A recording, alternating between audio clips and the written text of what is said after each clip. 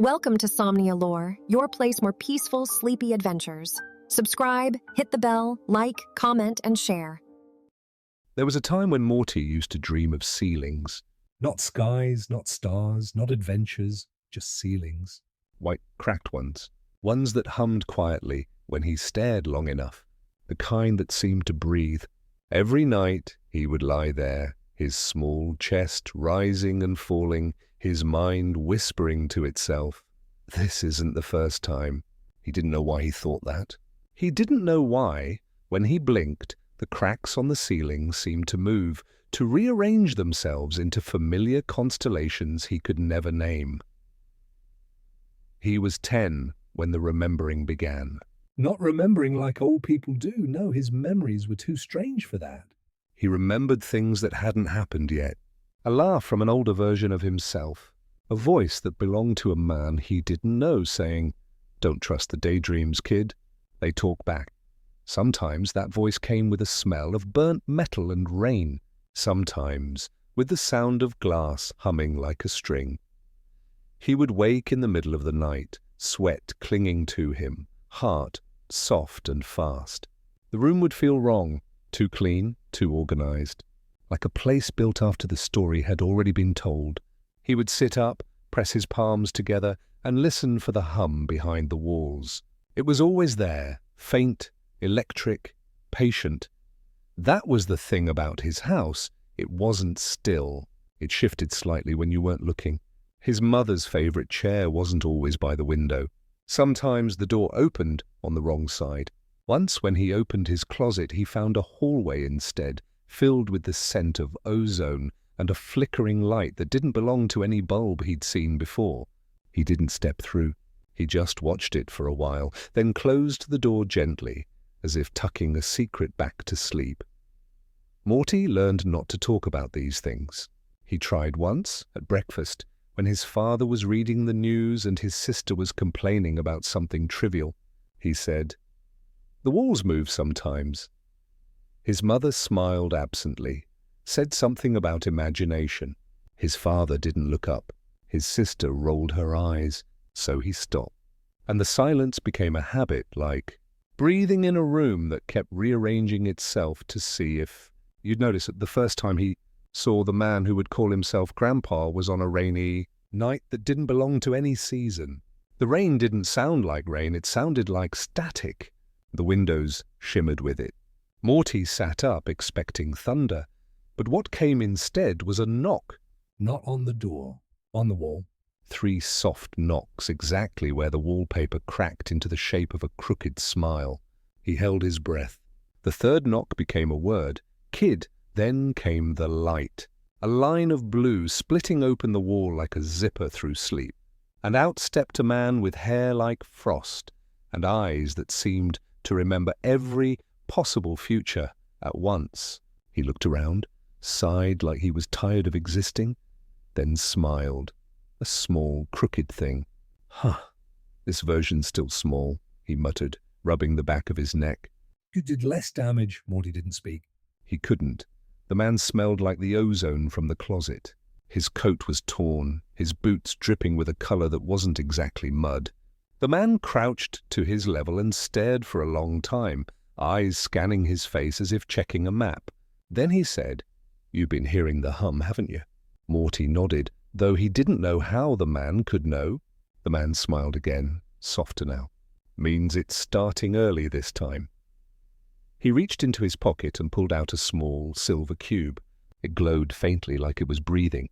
"This will help you sleep," the man said. "But only if you listen." "Not here. Listen." He placed it on the floor, and when it touched the carpet, the hum in the walls grew louder, like the house was answering back. Morty whispered, "Who are you?" The man's face changed slightly, not in shape, but in emotion. Like the question hurt in a way he'd already felt 1,000 times. "Someone who forgot how to stop remembering," he said. "But you can call me Rick." The cube pulsed once, twice, and then unfolded into a small mechanical bird. It blinked twice at Morty, tilted its head, and began to hum a tune that felt older than the room. It was the first time Morty had felt truly tired. Not the kind of tired that made your body heavy, but the kind that softened everything inside you. Rick watched him closely, like someone watching a candle flicker before sleep. Every world needs a dreamer, Morty. Some get chosen because they believe, some because they remember. He paused, pointing lightly at Morty's forehead. You got cursed with both. The words didn't make sense. But they sank into Morty's mind like water into soil. Later, when Morty woke again, Rick was gone. The wall was whole. The cube had disappeared, but the hum remained, quieter now, like a heartbeat under the floorboards. He thought for a moment that he'd imagined it all, until he looked at his hands and found a faint shimmer of blue dust across his fingertips. The next few days felt softer. The house didn't shift as much. His mother laughed more often. His father remembered to look up from his paper. Even his sister seemed gentler, though her voice sometimes echoed twice when she spoke, like another version of her was still finishing the same sentence somewhere else. Morty thought maybe that was normal. Maybe all families had little echoes. At night, though, the dreams came heavier. He saw himself standing in fields made of glass, hearing laughter from 1,000 skies. He saw Rick building strange machines from memory itself, assembling light and sound into new worlds. And in every dream, Rick looked older, sadder, but somehow peaceful. He always ended the same way, with Rick saying softly, "Don't wake up yet, kid," was still not real enough. The phrase stayed with him. Not real enough. He didn't know what it meant, but he began to say it under his breath when things felt too strange, when the television showed shows that never aired, when the clock ticked backward for a second, when he saw his reflection blink a moment late. He'd whisper, "Not real enough," and somehow that made it feel okay. One evening, while lying on the couch half asleep, he heard his mother's voice drifting from the kitchen. Did you ever feel like this house "Remembers us?" she asked quietly. His father laughed it off. But Morty smiled, because that was the first time anyone else had said something that matched the hum inside him.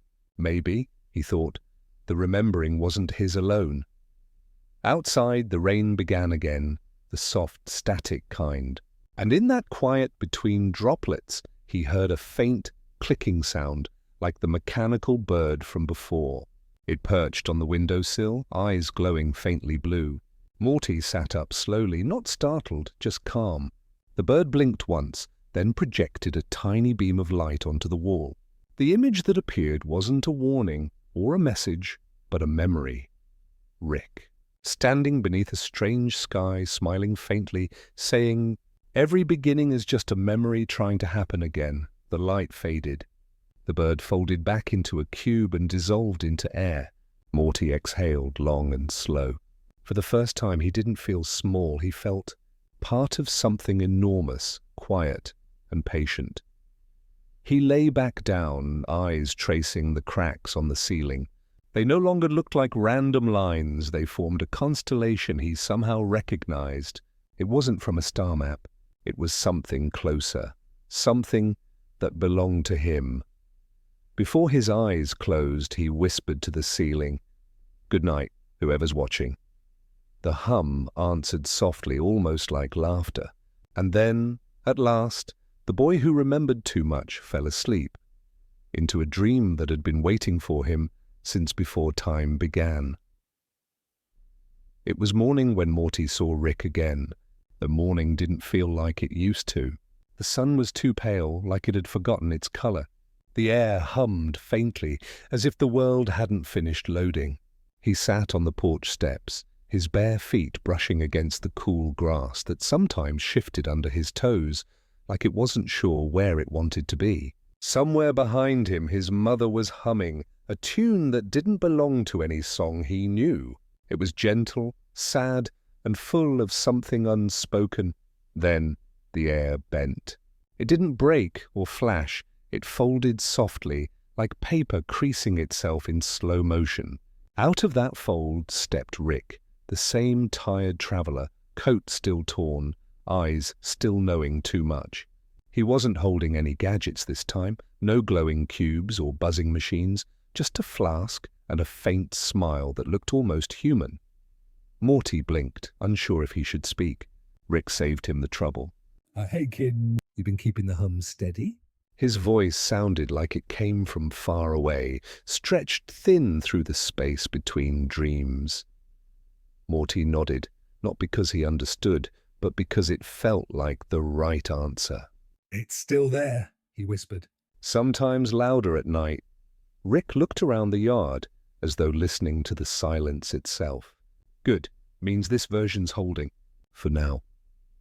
He sat beside Morty on the porch, the boards creaking beneath him, but not the way wood usually does. It was more like a sigh, like the house knew him and was tired too. For a long time they didn't talk. The morning moved slowly. A breeze passed through and the trees flickered between seasons, leaves green, then gold, then gone, then green again.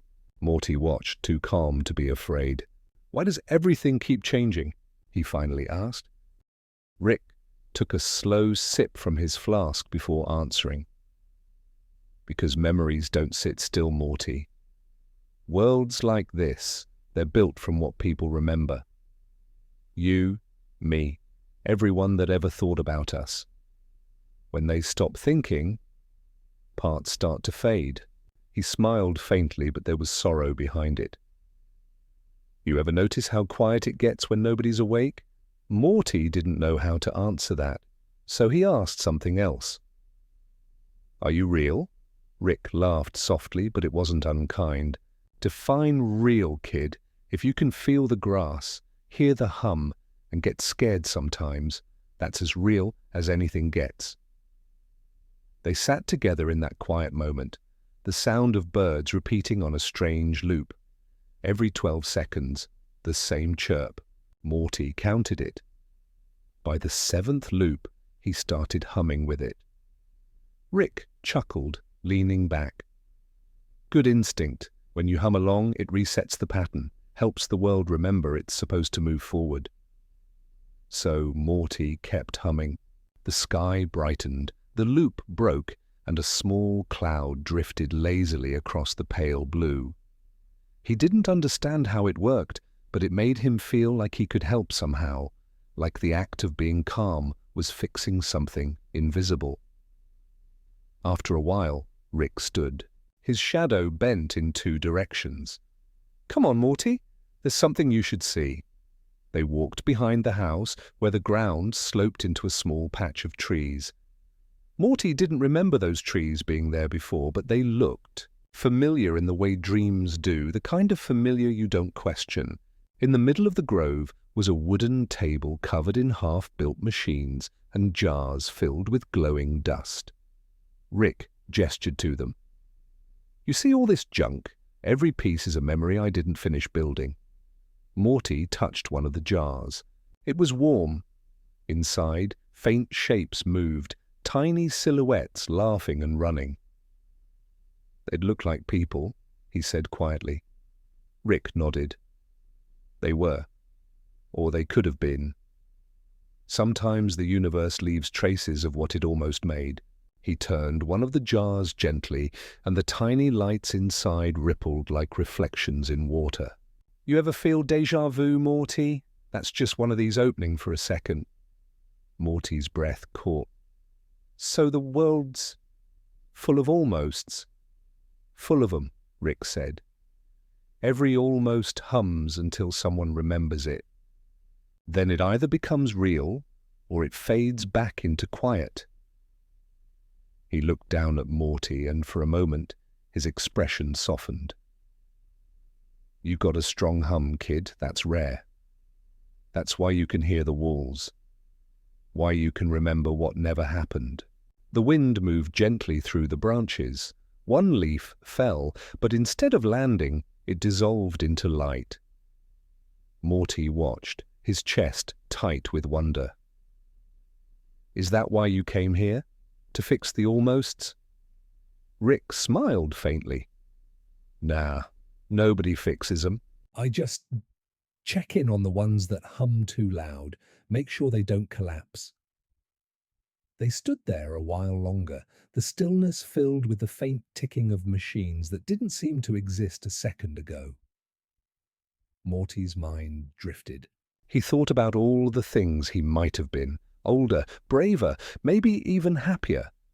And how maybe, somewhere, one of those versions was watching this same moment from another porch.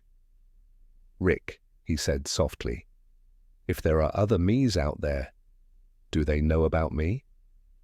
Rick looked at him, then away. "Some do, most don't. You're one of the quieter ones. That's not a bad thing." The words landed like a secret gift. Morty didn't fully understand, but it made his heart ache in a good way. A low rumble passed through the air, like thunder held its breath. The sky shimmered, bending slightly. Rick frowned, adjusting something on his wrist. "Time hiccup," he muttered. "Means somebody's trying to dream us different again." Morty blinked. "What happens if they do?" "Then we change," Rick said simply. "Sometimes we forget. Sometimes we wake up as different people. Sometimes—" He stopped, his voice softening. "We just disappear quietly, like a good dream that knows when to leave." Morty didn't like the sound of that. He looked around, suddenly aware of how fragile everything felt. The trees flickered, then steadied. His chest tightened. "Will you disappear too?" Rick smiled, that tired, distant smile. "I've disappeared more times than I've stayed, kid. But somehow, I always find my way back here." The hum beneath their feet deepened, warm and steady. Rick crouched beside Morty again, reaching into his coat. From inside, he pulled a small metal trinket shaped like a star. It wasn't glowing, but it pulsed faintly like a heartbeat. "Keep this with you. If the world starts to flicker, hold it tight and remember something simple, like your mom's voice, or the way the rain smells. The world listens to that." Morty held the star carefully, the metal cool against his palm. "Will it bring you back if you go?" Rick looked at him for a long time before answering. "Maybe, or maybe it'll bring you back to wherever I am." Either way, it's connection. That's what matters. He stood again, brushing dust from his hands. The wind shifted once more, carrying the faint smell of smoke and rain. "I've got to check another timeline. This one's stable for now." "Just keep humming when it gets too quiet, okay?" Morty nodded, clutching the little star. "Okay." Rick gave a small salute, half serious, half tired. "You're doing fine, Morty. Better than most of me ever did." Then, with a shimmer of light, he stepped backward into nothing. The air folded around him and smoothed itself out, leaving behind only a faint trace of ozone and the hum of something ancient and kind. Morty stood there alone for a while, hand closed around the star. The grove seemed to breathe with him, each inhale and exhale matched to his own. He thought about everything Rick had said, the almosts, the hum, the versions. It didn't scare him anymore. If anything, it made him feel small in a comforting way, like being a note in a song that never ended. When he walked back to the house, the porch light flickered, and for a second he saw two versions of himself, one walking inside, one standing still. Both smiled faintly, like they were agreeing on something wordless. That night, as he lay in bed, he listened to the hum again. It was steady, softer, almost like a lullaby. He turned the little star over in his hand, whispering to it, "I'll keep humming." The metal warmed slightly, answering him with a pulse. And before sleep claimed him, Morty thought he heard a voice, faint and far away, carried by the static of dreams. Whisper, "Good job, kid. You're keeping the world awake just enough to let it rest." Then the hum folded around him like a blanket, and he drifted quietly into another beginning. The house had begun to drift again. Morty could feel it in the floors first, like a pulse moving through wood and stone. It didn't shake or rumble. It glided slow and quiet, the way a thought moves before it becomes a memory. Sometimes he woke to find the hallway longer. Sometimes his window opened to a sky that wasn't his own. He stopped asking why. Rick's words echoed softly in his head. Worlds like this, they're built from what people remember. The wallpaper in the living room had changed overnight. It shimmered faintly, patterned with faint constellations that seemed to move if you stared too long. His mother didn't seem to notice. She stood at the counter humming again, the same unplaceable tune, her movements steady, mechanical. His father laughed at something on the news. The screen flickered once, showing not an anchor, but an ocean of color, then returned to normal. Morty watched quietly. The world was stitching itself together again, and he was the only one who could feel the thread. After breakfast, he went to the attic. It was the one place that never fully settled. Boxes shifted themselves to make paths. Dust drifted upward instead of down. He liked it there. It felt honest. The hum was louder here, deep and resonant, like the heart of the house lived above rather than below. He sat cross-legged on the old floorboards, holding the small metal star Rick had given him. It felt warm, almost like it had been thinking. He whispered to it, "You still there?" It pulsed once, faint and kind. That was enough. He remembered Rick's voice, slow and patient. If the world starts to flicker, hold it tight and remember something simple. So he tried. He thought of the smell of pancakes in the morning, the sound of rain on glass, the weight of a blanket fresh from the dryer. The house steadied. The air softened. Downstairs, his mother called for him, her voice echoing slightly. Too long, like it had to travel across layers of space to reach him. He stood, brushed the dust from his knees and started down the steps. But the steps didn't end where they should have. The hallway had stretched again, bending into a soft curve that led somewhere unfamiliar. At the end of the curve stood a door he didn't remember. Its frame was made of light and wood that glowed faintly blue, like moonlight soaked into it. The hum grew softer near it, almost reverent. Morty hesitated, but the star pulsed gently in his hand, as if encouraging him. So he turned the handle and stepped through. The air on the other side was cool, scented faintly of rain and something sweet, like fruit he couldn't name. The hallway opened into a wide room filled with floating objects, picture frames, cups, pieces of old machines, drifting slowly in the air as if caught in invisible water. In the middle of the room sat a small wooden table, and on it a notebook. Morty moved closer. The objects didn't move away or threaten him. They simply drifted aside to let him pass. He opened the notebook carefully. The pages were filled with handwriting he didn't recognize but somehow understood. Equations mixed with sketches of faces. Words like anchor, echo point, version 37B. And in the corner of one page, a simple sentence written in softer ink. Home is whatever hums back when you listen. He ran his fingers across the line, feeling warmth under his fingertips. The hum of the room seemed to answer, a little louder, as if it recognized its own name. Then came the voice. Faint, familiar. Careful with that, Morty. That's an old draft. He turned sharply. Rick stood by the wall, half in shadow. He looked tired, more so than before, his coat torn in new places.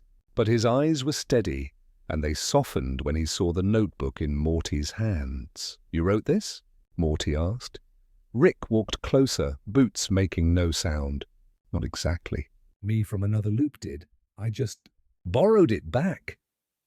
He took the notebook gently, flipping through pages as if searching for something. "You shouldn't be here yet," Morty frowned. "Yet?" Rick sighed, rubbing his forehead. "You're growing faster than the timeline wants you to. This version wasn't supposed to open until next season of The Drift." "I didn't mean to," Morty said quietly. The door just showed up. Rick smiled faintly without blame. "Doors do that, especially to kids who remember." He closed the notebook and set it back on the table. "This house isn't just moving through space, Morty. It's moving through what's left of memory. Every drift takes us closer to the edges, the places where forgotten things go to sleep." Morty looked around the floating objects, the slow spin of cups and frames and notes. "Are these People's memories?" Rick nodded. "Fragments.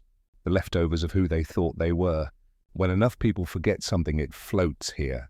Between real and gone," Morty reached out to touch a photograph. It showed a family, his family, but the faces were blurred, like fogged glass. His own face shimmered faintly before fading into static. He withdrew his hand quickly. "So we're fading too?" Rick's voice softened. "Not fading, drifting. Big difference." "Fading's final." "Drifting means there's still a hum left." Morty looked down at the star in his hand. "This hum?" "Exactly that." Rick leaned against the table, looking at him with quiet pride. "You're the anchor here, Morty. That's why the world builds around you. Every laugh you remember, every scent, every tiny detail, it keeps the drift from swallowing the rest." Morty didn't know what to say. The idea of being an anchor made his chest heavy and warm all at once.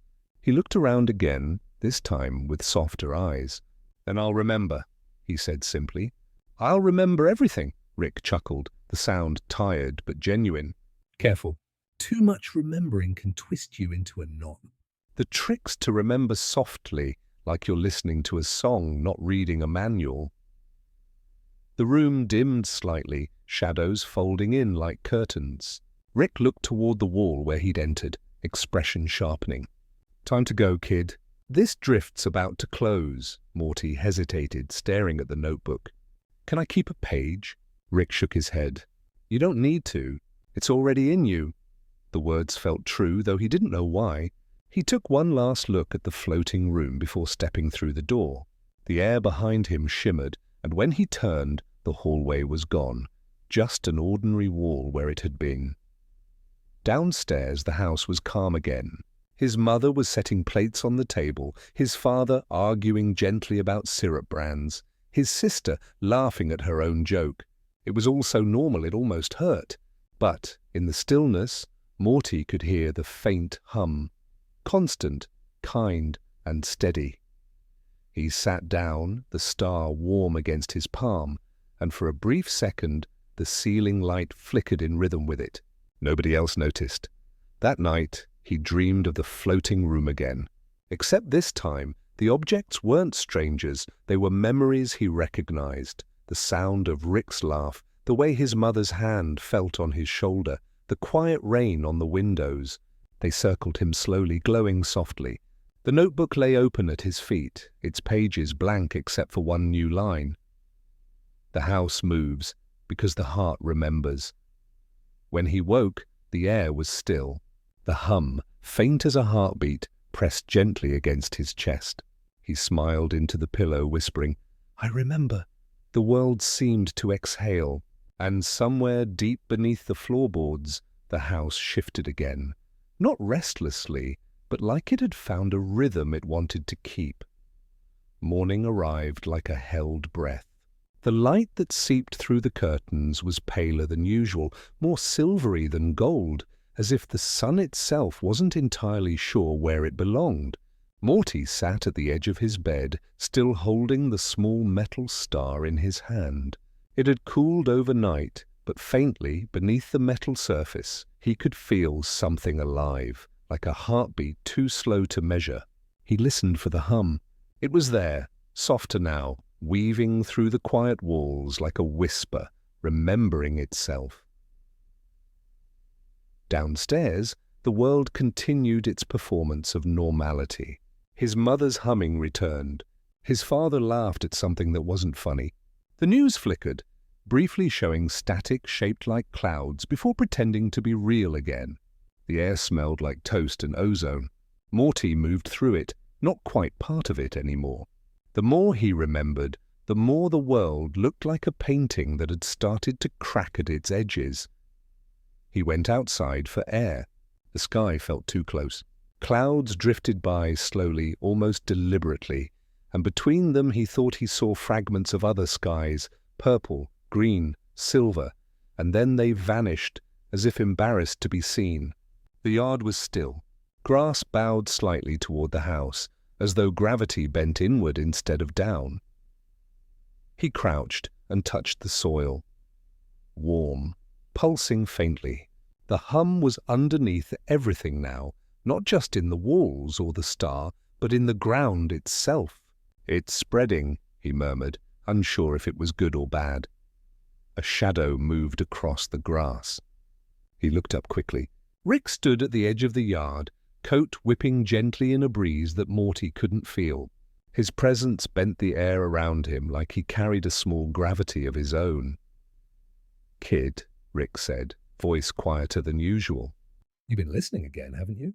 Morty stood. "It won't stop humming. It's everywhere now." Rick's gaze flicked toward the house. "Yeah, that happens when the anchor starts sinking." He sighed, rubbing his temple. "Means the place is waking up. Means I don't have much time left here." Morty frowned. "What do you mean, left here?" Rick didn't answer immediately. He walked past Morty and placed a hand on the side of the house.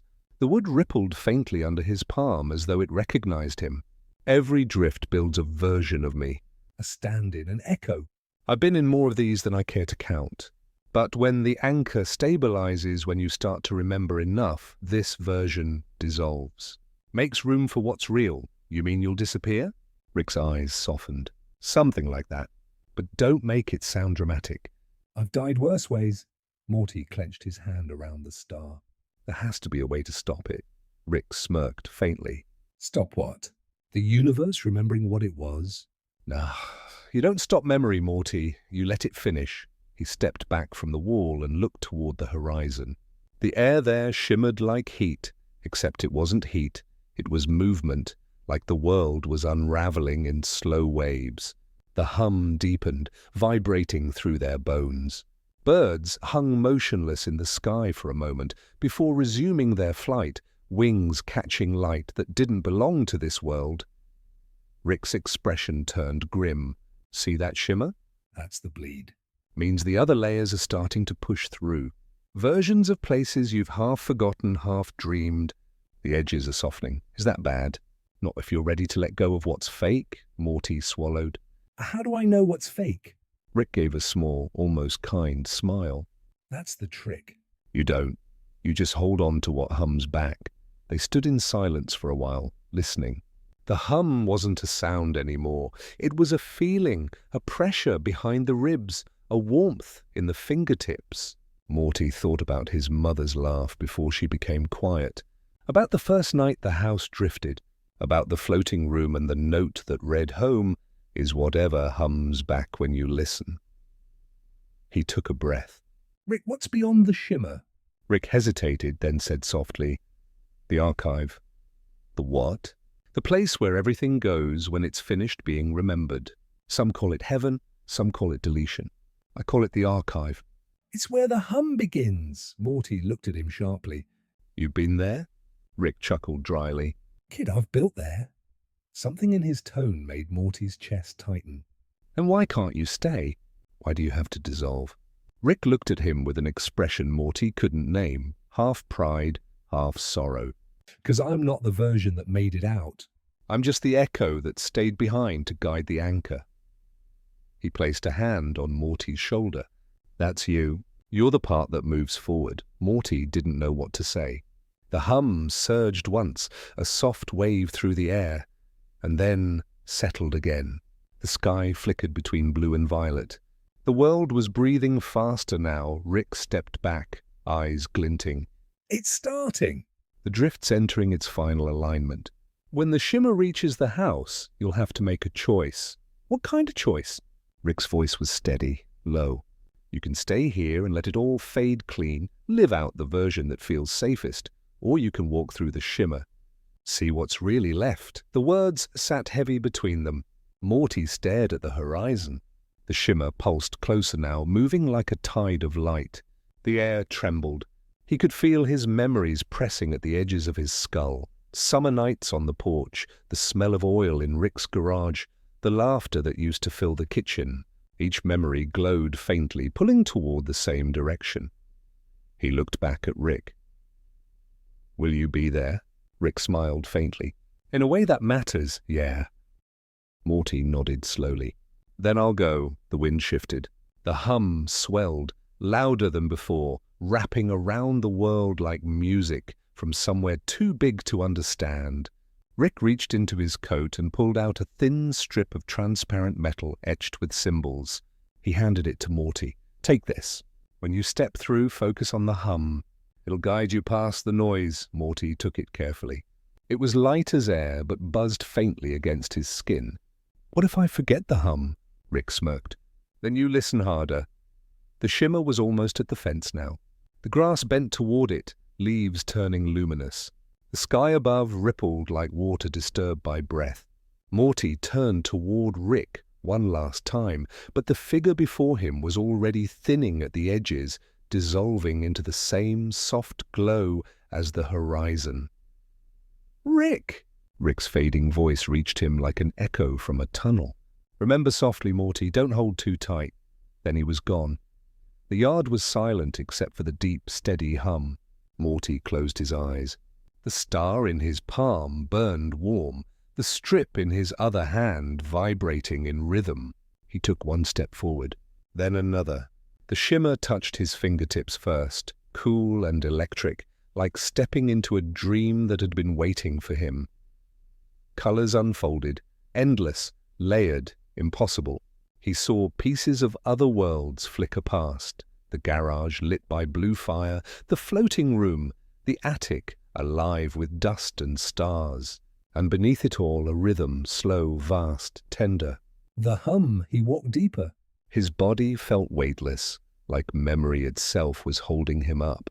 The world behind him, house, family, sky, blurred and softened until it was only light.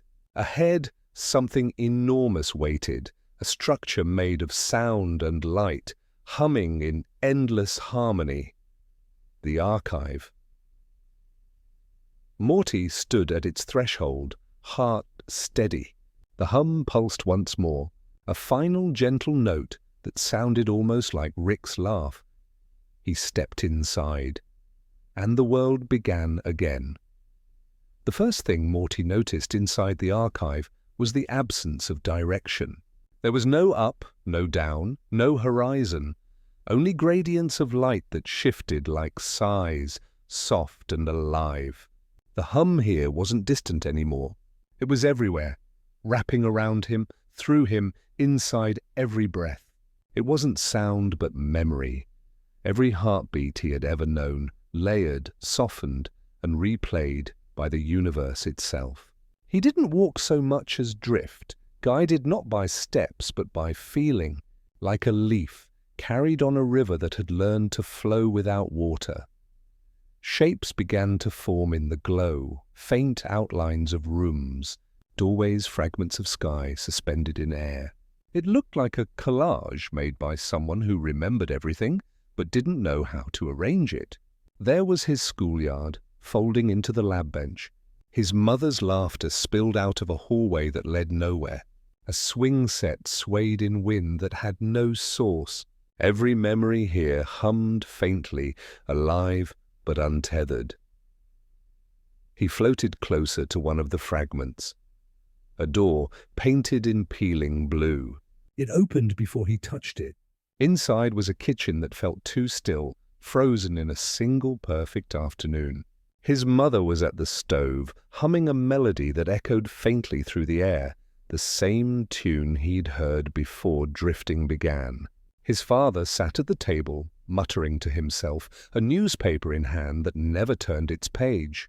The light through the window looked real, but when Morty tried to step forward, the air thickened, gentle but firm, like memory refusing to be rewritten.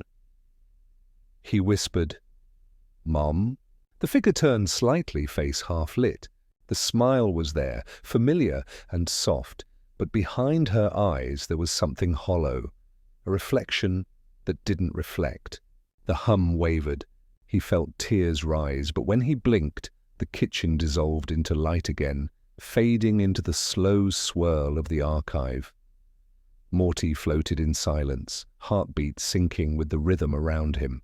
The hum wasn't just the world, it was thought, emotion, recognition. Every pulse carried something once lived. As he drifted deeper, the light grew warmer, like golden dusk through fog.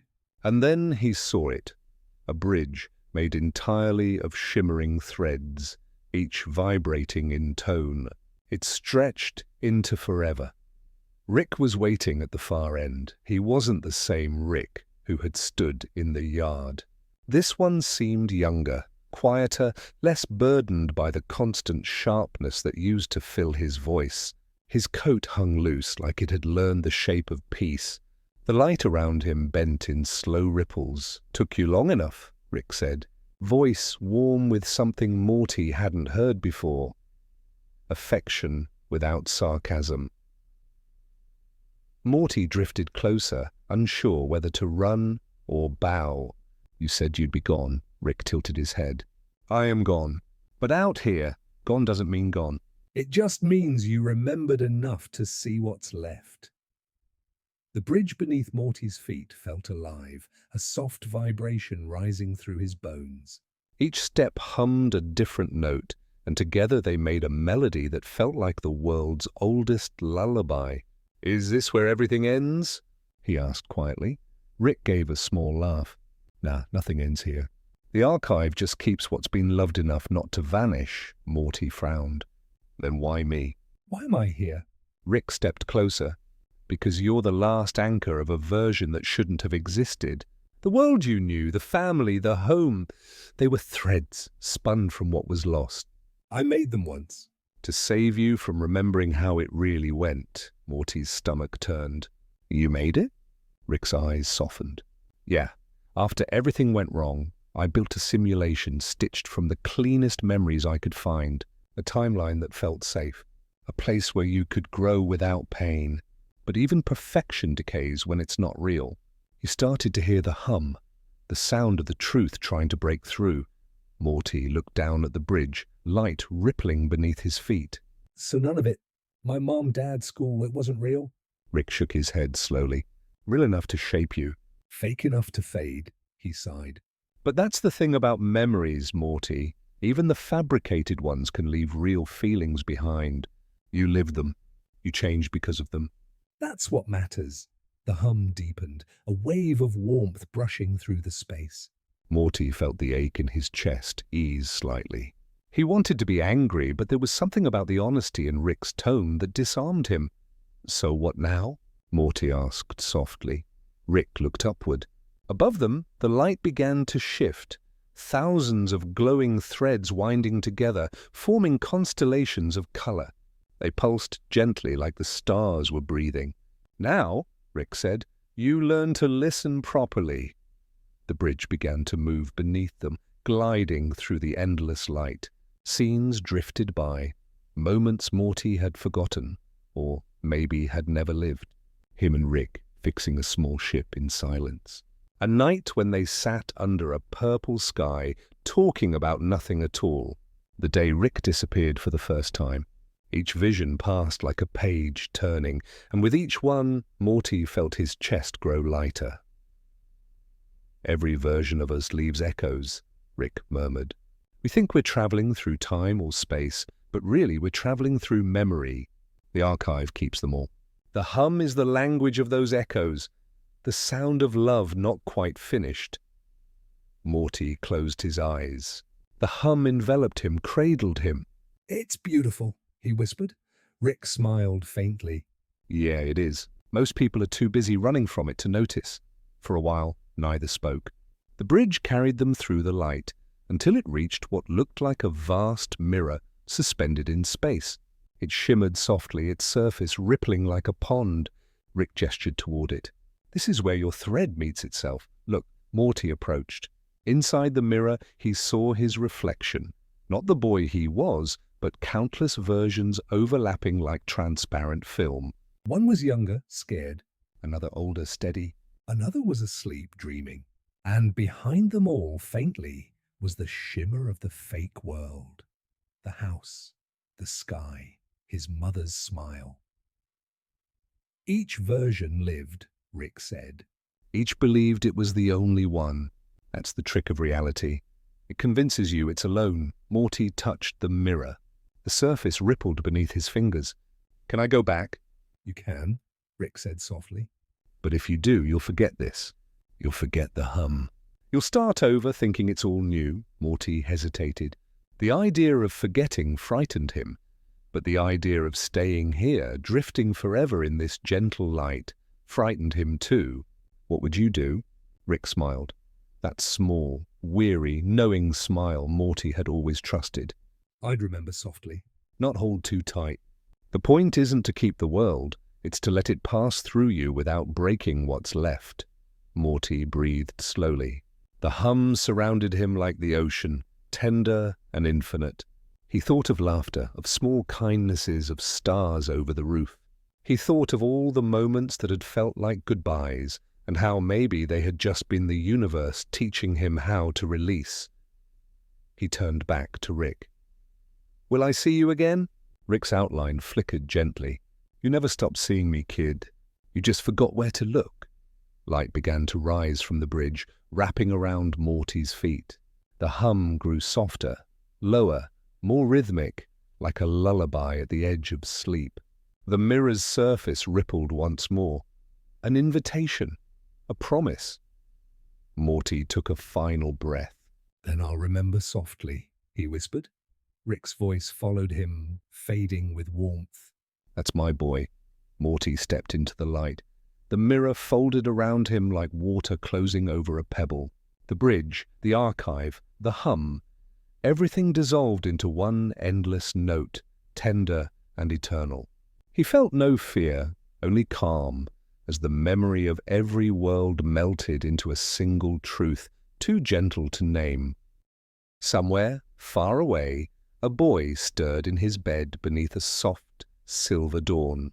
The hum still echoed faintly in the air, not as sound, but as peace. And the world, once again, began to dream. Morning came without edges. It was not a sunrise, not exactly, more like the slow exhale of the universe turning its face toward light again. Morty awoke to the faint hum, still threading through the air, quieter now, like it had settled into the rhythm of his heartbeat. The world around him looked familiar, yet too smooth. No cracks in the walls, no dust on the window, no noise from the outside. Everything had that strange stillness that comes right before a dream fades. He sat up slowly. His room looked the same. The desk, the lamp, the faded posters. But something in the color of the air told him it wasn't the room he knew. It was a memory of it. Every object here was remembering itself through him. When he touched the desk, it felt warm, pulsing faintly. The hum deepened for a moment, then quieted again, as if acknowledging his return. He stood and walked to the window. The world outside shimmered faintly golden at the edges. Streets stretched into a horizon that wasn't quite there, dissolving softly into haze. Trees moved without wind, their leaves glimmering in slow rhythm. Beyond that, faint in the distance, he thought he saw the outline of the shimmer, the thin veil that marked where memory met the archive. The memory of Rick's voice echoed faintly inside him. "You never stopped seeing me. You just forgot where to look," Morty exhaled. "Yeah," he murmured, "I think I'm starting to get it." He dressed slowly, not rushing. There was no urgency anymore, just awareness. The hum was no longer something separate. It moved with him, through him, patient and constant. As he stepped into the hallway, the walls breathed with quiet light, the air fragrant with something sweet and ancient. Maybe rain on warm stone, maybe the scent of time remembering itself. Downstairs, the kitchen waited again. His mother was there, like before, but softer this time. Less real, more memory. She smiled without turning, as though she already knew he was there. "You slept long," she said, voice like sunlight through glass. "I needed to," he answered gently. His father sat at the table again, the same newspaper in hand, the same unmoving page. But this time, Morty didn't feel sadness when he looked at them. They were fragments, echoes, pieces of love caught mid-breath. He approached the table, touched his father's shoulder. The hum beneath the skin was faint, fading. "I remember you," Morty whispered. That's enough. The figure smiled faintly, then blurred at the edges and dissolved into light. His mother's outline flickered, but she lingered longer, gaze filled with quiet warmth. "You've grown?" she said softly. "You learned to hear," Morty swallowed. "Was I supposed to?" Her smile deepened. "Everyone is. But few stay quiet long enough to listen." He wanted to ask what came next, but before he could, her shape folded into golden air. The house sighed, gentle and complete. Outside, the shimmer called to him. He stepped into the yard, the grass bending under invisible wind. The world hummed deeper now, not as memory but as invitation. He walked slowly, each step pressing into the rhythm of something larger. The sky above shifted through colors, pale rose, then silver blue, then soft gold. Every breath he took changed the light slightly, like the universe adjusting itself around him. At the edge of the yard, he stopped. The shimmer pulsed faintly, a thin veil of sound and light. Through it, he could see pieces of other worlds. Some beautiful, some broken. The archive wasn't gone, just quieter, humming beyond this layer of existence. Rick's voice came again, low and kind. "The point isn't to keep the world, it's to let it pass through you without breaking what's left." Morty took a breath. He touched the shimmer gently. It rippled like water touched by moonlight. His reflection looked back. Not just one version of himself, but many. The boy who was afraid. The one who laughed. The one who lost everything. The one who remembered. They all smiled faintly at him, like old friends saying goodbye. He stepped through. Light unfolded, soft and endless. For a moment he floated again, weightless, surrounded by the slow drift of glowing fragments. Not memories now, but seeds. Each one pulsed faintly, waiting to take root in whatever world would come next. The hum deepened once more, but instead of mystery, it carried understanding. It wasn't calling him anymore. It was listening back. Then slowly, ground formed beneath his feet. The light condensed into warmth.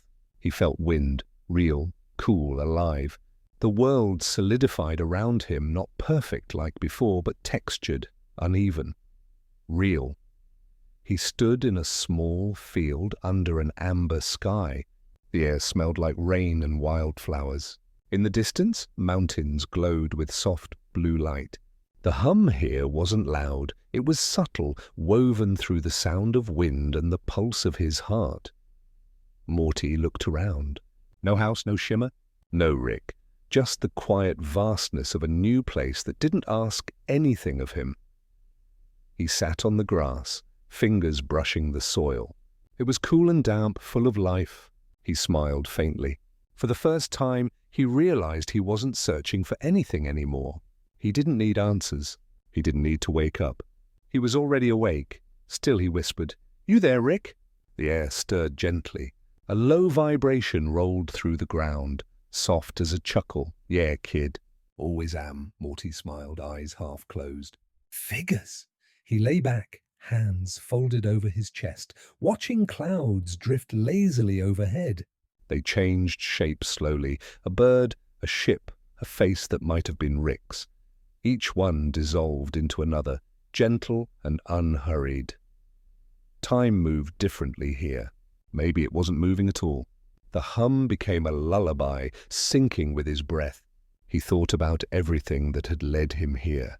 The false worlds, the shimmering threads, the archive of love and loss. And instead of trying to make sense of it, he simply let it be. The field darkened slightly as evening approached. Tiny lights began to rise from the grass. Not fireflies, not stars, but something in between. They floated upward, gathering above him, forming faint constellations. Each one pulsed faintly in time with the hum. Morty watched them with half-lidded eyes, his mind slowing to a peaceful drift. He thought of Rick again, not as the man who built machines, but as the quiet presence that taught him how to listen. He remembered how every version of Rick seemed both lost and certain at once, and he realized maybe that was what being alive really meant. The lights above shimmered once, brighter. One fell toward him, landing softly in his palm. It was warm, humming faintly. Inside it he saw flashes, the attic, the bridge, the archive, the mirror, all blending into one long, unbroken moment. He whispered, "Thank you." The light pulsed once, then drifted upward again. Joining the others, he closed his eyes. The hum grew softer, slower. It wasn't coming from outside anymore. It was part of him now. The rhythm of his breath, the beat of his heart, the pulse of everything he had ever loved. The wind moved gently through the grass, whispering fragments of laughter and old lullabies. The stars above rearranged themselves slowly, forming a faint outline of a man with wild hair. Looking down, smiling, Morty whispered, "Miss you." "Old man," the hum answered, tender and amused. "I know, kid." "But you'll do fine." Morty's eyes fluttered. The field dimmed. The stars blurred into gold. His thoughts stretched, thinned, softened, like they were turning into light themselves. The last thing he felt before sleep claimed him was peace. Not the absence of thought, but the acceptance of all things unfinished. Somewhere, beyond the shimmer and the hum, the archive sighed contentedly. Another story had found its rest, and the world, gentle and infinite, dreamed on in quiet rhythm. As if the universe itself were whispering, "Everything's gonna be okay, man." Some nights, the house breathed. Morty could hear it. The slow, rhythmic expansion of walls that weren't supposed to move. It wasn't the creak of wood or the hum of vents. It was softer than that, like the inhaling of an ocean tide through the quiet corridors of time. He would lie awake sometimes, listening, wondering if this was what it meant to exist inside something unreal. A memory that thought it was alive. Rick said nothing about it, or maybe he did and Morty forgot. It was getting hard to tell what conversations were real anymore. Sometimes Rick's words reached him like echoes from a dream, sentences that dissolved mid-air. "Morty's It's fine, kid." just," and then silence. Other times Rick would look at him with that flicker of awareness, like he was trying to remember who Morty was supposed to be. The lab lights never went out anymore. They buzzed faintly through the nights, bathing Rick's half-asleep face in pale blue. Morty would watch him work, but lately it didn't look like invention. It looked like grief in motion, equations scribbled not to discover but to forget. The air smelled like burnt metal and old whiskey. One evening, Morty asked softly, "Hey, Rick, do you ever feel like we've done this before?" Rick didn't look up. His hand hovered over a console of dim lights, fingers twitching. "You mean this moment?" "This question?" "Yeah, probably. Why?" "Because sometimes..." "I see things before they happen." "Or after they've already happened." "I don't know which. It's like..." "Remembering something that never existed." Rick stopped. The air thickened. For a moment, Morty thought he'd broken something fragile. Some unspoken rule of their strange coexistence. Then Rick sighed and leaned back, the chair creaking like an old ship. "That's the thing about timelines, Morty. They don't all stay where they're supposed to. Some of them..." "Bleed through the cracks." He gestured vaguely toward the ceiling, as if the cosmos itself hung there. You think there's one version of you? One neat little sequence of days, nights, birthdays, mistakes? Nah, there's a whole sea of yous, some more real than others. And the funny part? None of them matter unless you believe in them. Morty stared at the floor. So if I stop believing... Rick looked at him then, eyes heavy with the exhaustion of 1,000 unspoken memories. Then you fade, Morty, like a dream that knows it's a dream. The silence that followed was thick and endless. Outside, the rain whispered across the roof, steady and forgiving. Morty didn't move for a long time. Later that night, he walked out into the rain. The city glowed in soft blues and purples, neon lights flickering against the puddles. He walked without direction, just a quiet rhythm, his shoes tapping on wet pavement. The sound was comforting, grounding, like proof that something still obeyed the rules of touch and sound and time. He found himself standing at a bridge overlooking the sleepy sprawl of the multiverse city, its infinite reflections stretching outward in waves.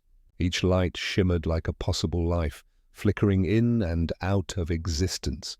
For a moment, Morty imagined that somewhere out there, another version of him was looking back, wondering the same thing. "Do we ever stop being echoes?" he whispered. The rain answered with a soft hush, as if the universe itself didn't want to wake. He went home to find Rick asleep at his desk, surrounded by empty bottles and a glowing screen. Lines of code danced across it, half complete. Morty stared for a moment, noticing something strange. The reflection in the monitor wasn't his face. It was older, calmer, maybe even wiser.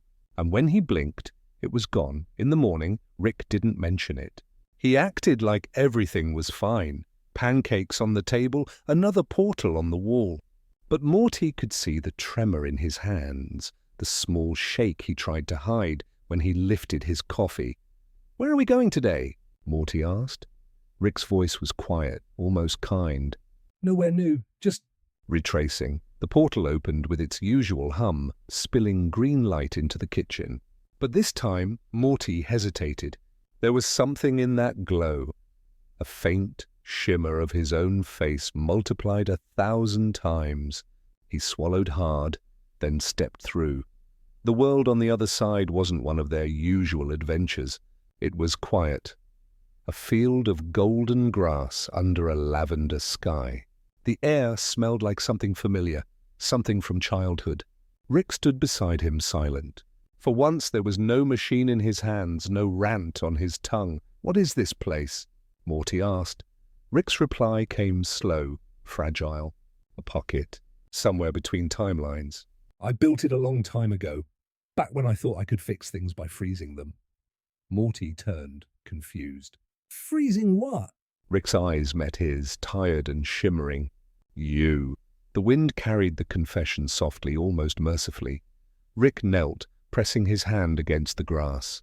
The field shimmered, and for a moment, Morty saw hundreds of frozen images beneath the surface. Versions of himself at different ages, each asleep, peaceful. "Every time something went wrong," Rick murmured, "I couldn't let go. So I made another copy, another try." "Another Morty," the air trembled. The field seemed to sigh. Morty's chest tightened, but there was no anger. Just a strange ache, a sorrow that wasn't quite his own. "So which one am I?" he asked quietly. Rick's hand fell to his side. "The one who asks that question." They stood there for what felt like hours, though time moved differently here. The sky shifted from lavender to blue, then to soft night. Stars appeared one by one, each one pulsing faintly, like sleeping hearts. Morty lay down in the grass, feeling its cool breath against his skin. For the first time in a long while, he didn't feel the need to speak. Rick sat beside him, silent too. The hum of the universe was enough. After a while, Morty whispered, "Do you ever wish you could stop trying to fix things?" Rick chuckled softly. "All the time, kid." "But that's the curse, isn't it? You fix one thing and another breaks. You love one version, and a dozen others fade. Morty closed his eyes. The world around him pulsed in rhythm with his heartbeat. He thought of the versions buried under the grass, the echoes of himself, still dreaming. Maybe they weren't gone. Maybe they were just Sleeping somewhere deeper in time. Rick looked at him then, not with guilt, but with something gentler. You know, Morty, maybe you're not supposed to be real in the way I thought. maybe you're just The memory that stayed, the stars brightened above them, slow and deliberate. The air smelled faintly of ozone and old warmth. Morty turned his head, smiling softly.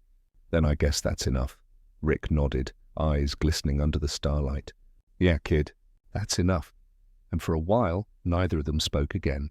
The night wrapped around them like an old song, humming softly, endlessly, repeating. Somewhere, far beyond their knowing, other timelines folded quietly into dreams. And the house, breathing gently in its own rhythm, waited for morning to arrive. Morning unfolded as if the sky had forgotten how to rise. Pale light drifted through invisible seams, spreading over the golden field where Rick and Morty still lay, half awake, half elsewhere. The grass glowed faintly, as though it remembered every word they had spoken the night before. It wasn't dawn, not really, just a soft, endless pause between one version of time and the next. Morty opened his eyes slowly. The air carried a calm vibration, like a quiet chord played on an unseen instrument. Rick was already sitting up, his silhouette drawn sharp against the lavender haze. For a long moment Morty just watched him. There was something about the way Rick's shoulders slumped that felt human, vulnerable in a way he rarely allowed himself to be. "You didn't sleep," Morty said gently. Rick gave a dry laugh. "Sleep's for people who get to forget." Morty pushed himself up, the blades of grass parting softly beneath his palms. "So what are we supposed to do now? Stay here forever?" Rick didn't answer right away. His eyes were fixed on the horizon, where the sky rippled faintly, like a curtain of glass trembling in the wind. "Forever's just another lab experiment gone wrong," he muttered. "But yeah, maybe we linger. Just a little." They walked for a while, though there was no direction to follow. The field seemed to stretch infinitely, but never changed. Every few minutes Morty caught glimpses of something flickering in the air, echoes of places he almost recognized. His school, the family kitchen, the garage with its smell of oil and electricity.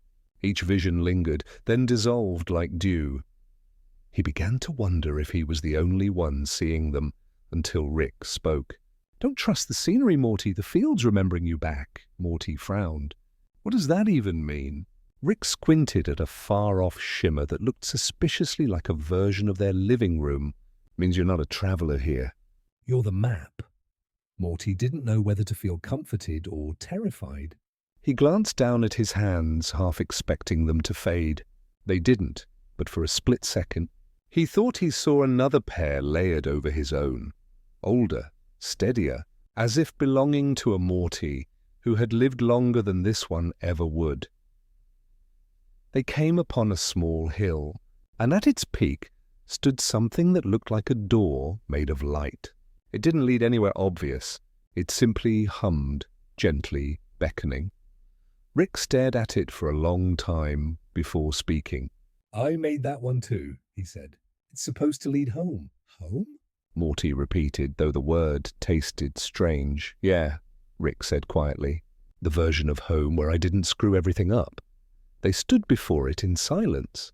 The light pulsed with a heartbeat rhythm, washing their faces in gold. Morty thought about stepping through. He imagined walking into a kitchen where his mum was cooking breakfast, his dad fumbling over some story about the office, his sister scrolling her phone, the smell of toast, the hum of normalcy. But the longer he stared at the door, the more he realized something. He couldn't picture himself there. "Not really." He looked at Rick. "Would they even know me?" Rick didn't look up. Maybe that's not the point. The wind shifted. For a moment the field whispered, thousands of faint voices murmuring in unison. Morty couldn't understand the words, but the tone felt kind, almost forgiving. He turned back toward the light. "If I walk through, will you come?" Rick hesitated. His face softened in a way Morty had never seen before. "No, this is as far as I go," Morty blinked, his throat tightening. "Why?" Rick smiled. Not his usual crooked grin, but something gentler, sadder. "Because, kid." I think this version of me doesn't need to anymore. The field shimmered again. Around them, distant figures began to appear, faint outlines of other Ricks and Mortys scattered across the grass like echoes of old lives. Some laughed together, some argued, some simply sat in silence.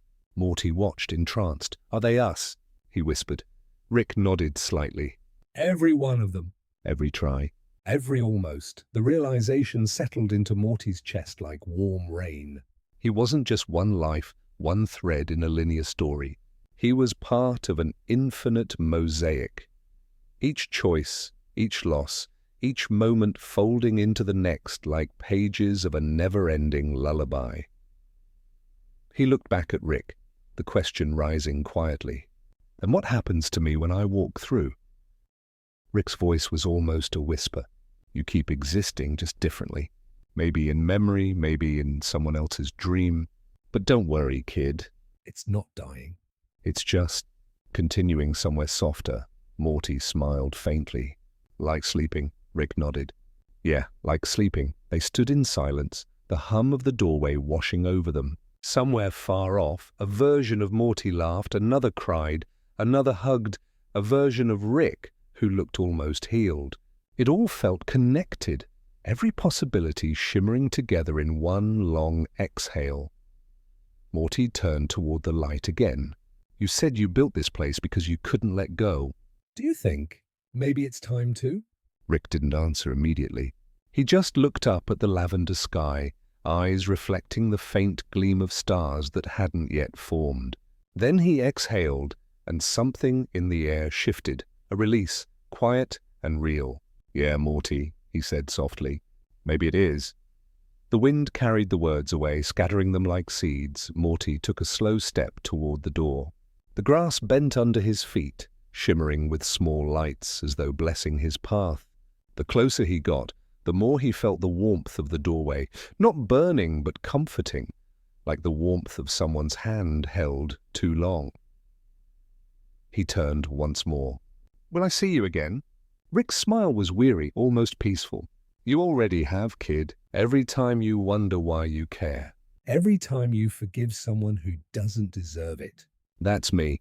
Somewhere in there, Morty's throat ached. He wanted to say something, but words felt too small. So instead, he nodded. Slowly, he reached toward the door, the light spilling over his skin. For a brief instant, he felt everything. The infinite timelines, the laughter, the pain, the quiet nights spent wondering if it all meant something. Then he stepped forward, the world dissolved like mist. Rick stood alone in the field.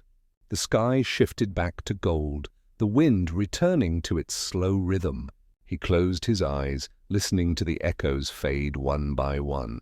The door flickered once, then melted into the air. For the first time in a long while, Rick felt stillness. Not the heavy kind, but the kind that felt earned. He lay back in the grass, staring up at the sky. Somewhere, he thought he could hear Morty's laughter, distant but real, like a memory replayed softly through time. He reached into his coat pocket and pulled out a small recorder, the kind Morty used to play with when he was little. He pressed the button, and a crackling voice came through. "Hey, Rick, if you're listening." I think it's okay now, Rick smiled. "Yeah, kid." I think it is. He closed his eyes. The grass swayed. The field hummed quietly, carrying the weight of 1,000 dreams. For once there was no need for invention, no need for portals or equations. Just the steady pulse of a universe finally at peace with itself. And somewhere, between timelines that no longer mattered, a boy named Morty slept, dreaming of stars that finally stayed still. There was a stillness that felt alive. The kind of silence that hums beneath everything, a soft vibration that Morty felt, even as he floated somewhere beyond the idea of being awake or asleep. It wasn't light or dark. It wasn't anything at all. Just a gentle awareness, like existing inside a thought that didn't need to finish itself. He couldn't remember walking.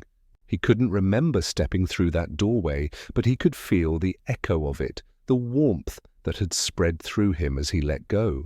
The field rick, the lavender sky. They had folded neatly behind him like the closing of an eyelid. Now he was suspended in something vast and quiet. A space made not of stars, but of possibilities. And though he couldn't see his own body, he knew it was there, shaped not by flesh, but by memory. After a while, or maybe after forever, a sound began to bloom. A faint humming, rhythmic and tender, like a lullaby remembered from childhood. It came from everywhere at once, and as it grew, the nothingness around him started to ripple. Shapes drifted in. Faint outlines, familiar curves of walls, the suggestion of a window. Then, just as gently, the world began to rebuild itself around him. He was in his bedroom, or something like it. The air smelled of faint dust and sunlight. The sheets beneath him were soft, worn by years of dreaming. On the nightstand sat a clock that ticked, but not forward. Its hands moved like breath, expanding and contracting in slow rhythm. Morty sat up. His chest felt light, like something important had been lifted but not forgotten. The room glowed faintly blue, like a reflection of moonlight on water. He stood, bare feet touching the cool floor. The sound of the clock faded into the hum of wind outside. He walked toward the window, and there, stretching endlessly, was the field again. Only now it wasn't golden. It shimmered in soft shades of silver and deep indigo like night turned to silk. "Rick?" he whispered. The wind stirred, carrying a faint, amused sigh. "You really think I'd leave you hanging, kid?" Morty turned, and for a moment he thought he saw him. Rick, standing in the corner of the room, lab coat glowing faintly, the faint scent of ozone and whiskey clinging to the air. But when Morty blinked, the shape dissolved, leaving only the whisper of a presence. "You're not really here, are you?" A low chuckle rolled through the space, as though coming from the floorboards, the walls, the air itself. "Doesn't matter what here means anymore. You made it, Morty. You're inside what's left, the echo between what was real and what needed to be." Morty let the words settle. There was no fear in him now, only a slow, expanding calm. Is this another version of me? Rick's voice softened. "No, kid. This one's you. Not one I built, not one I tried to fix. Just you." The part that stayed when the rest stopped running. Morty looked down at his hands. They shimmered faintly, edges soft like watercolor lines. It feels strange. Like I'm dreaming, but it's realer than before. "That's what happens when you stop fighting the dream," Rick said, his voice drifting like smoke. "You stop trying to wake up and suddenly it feels like home." Morty turned back to the window. The field seemed to breathe, silver waves rolling like a calm sea. He could see figures in the distance, shapes that looked like people but glowed softly, without detail. They weren't walking. They drifted in loops, in patterns. "Are they?" "Yeah," Rick said. "Every choice, every moment that didn't quite fit.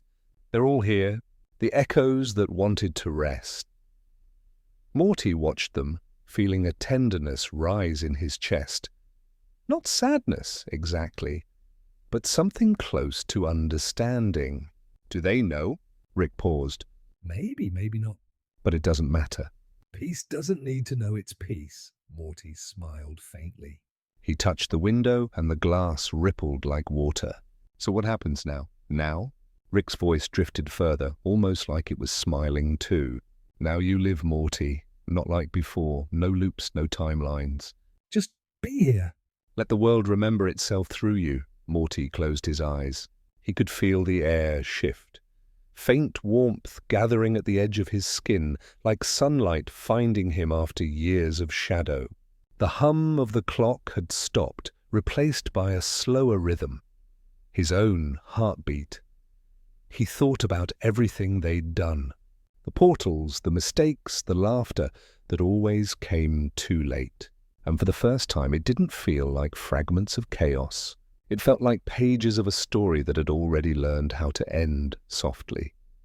He whispered, "Rick, thank you." The silence that followed wasn't empty.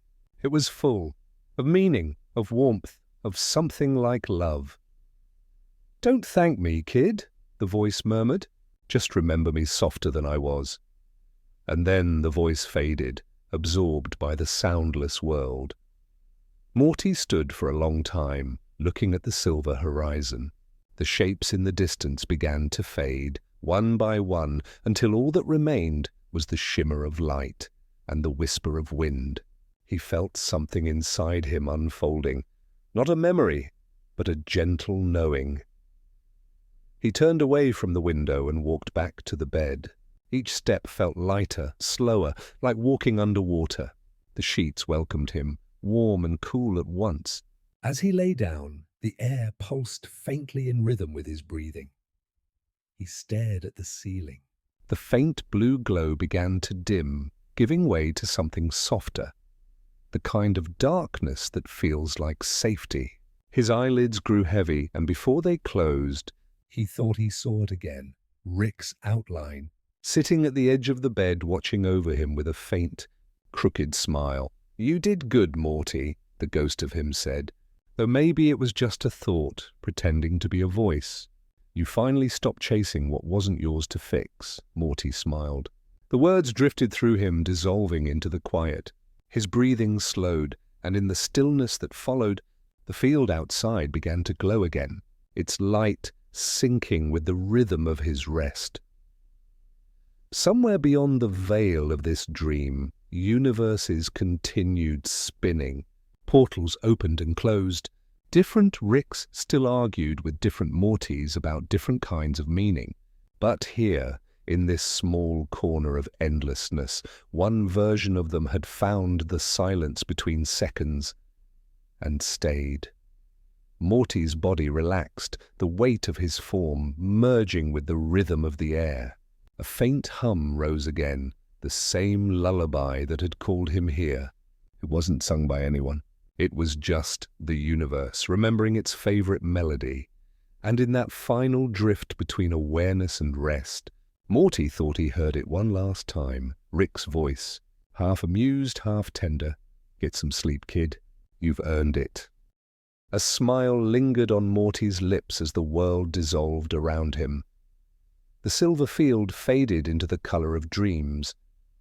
The clock stopped moving. The house stopped breathing.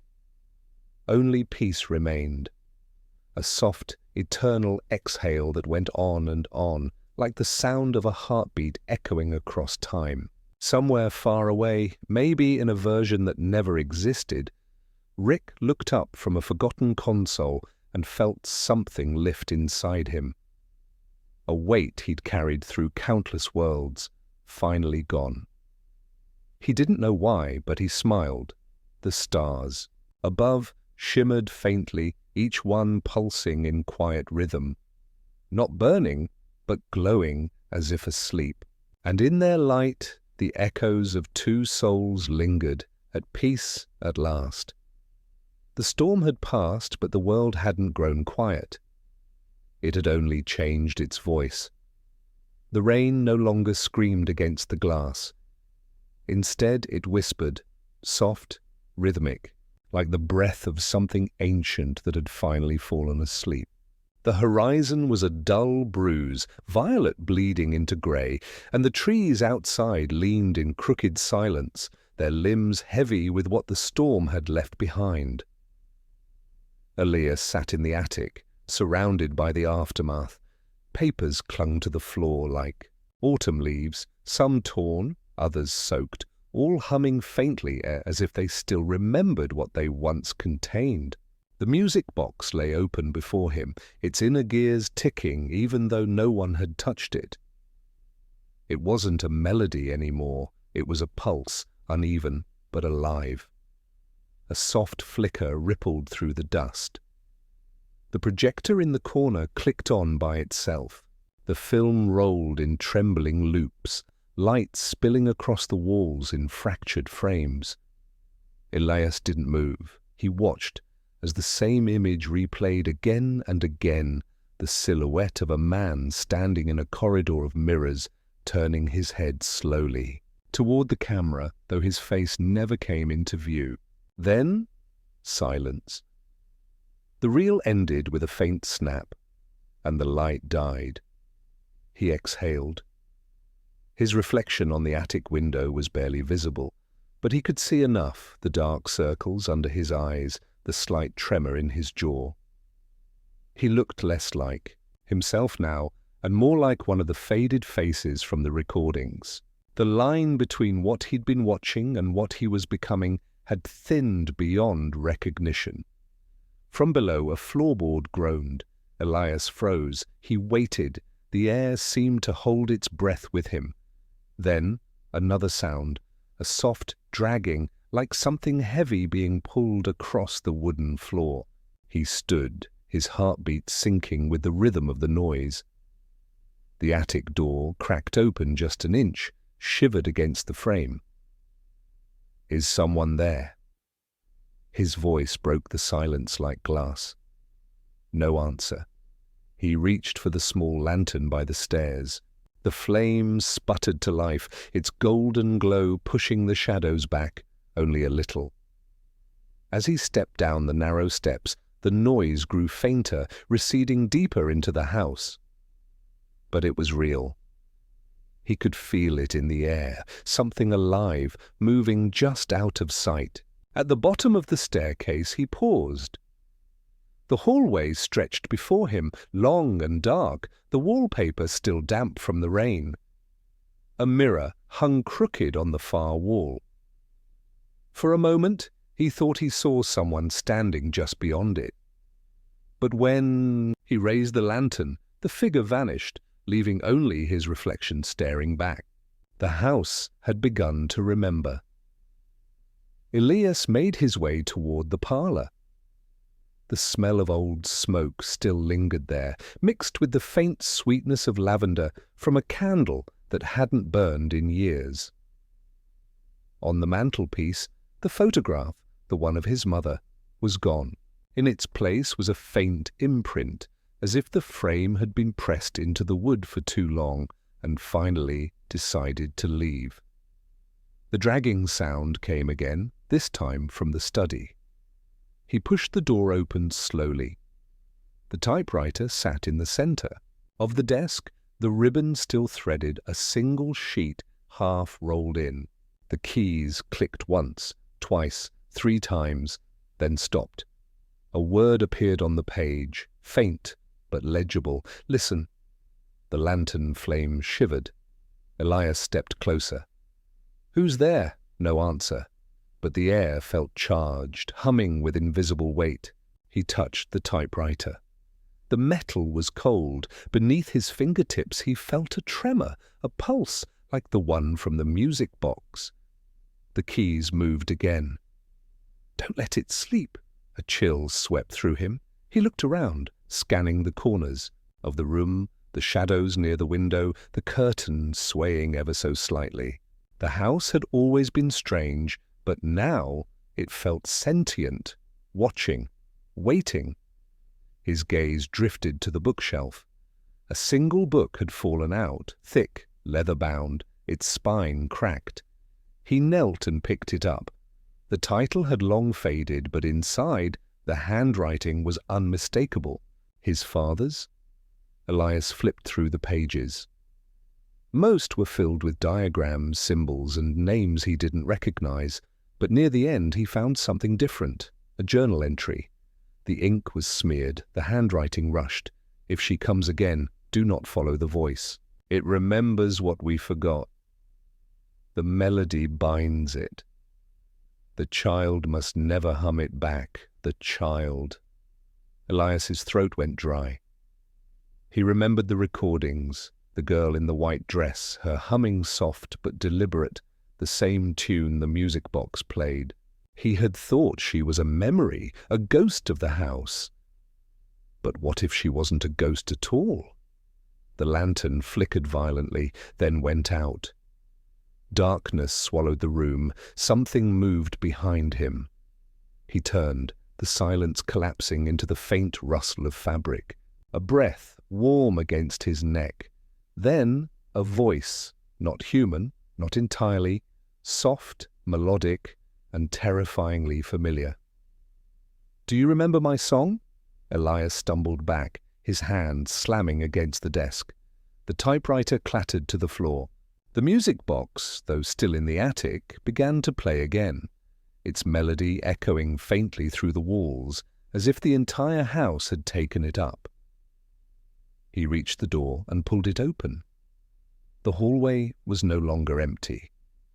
The walls shimmered, with light that wasn't there, reflections flickering in glass that hadn't existed moments ago.